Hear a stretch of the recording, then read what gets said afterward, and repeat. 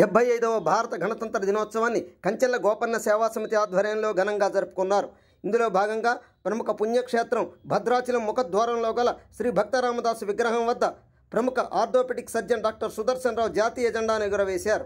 ఈ కార్యక్రమంలో ప్రముఖ గైనకాలజిస్ట్ డాక్టర్ జయభారతి, కంచెల గోపన్న సేవా సమితి ఫౌండర్ చైర్మన్ దగ్గుపాటి విజయగోపాల్తో పాటు ఫారెస్ట్, ఎక్సైజ్, పోలీస్ సిబ్బంది పాల్గొన్నారు.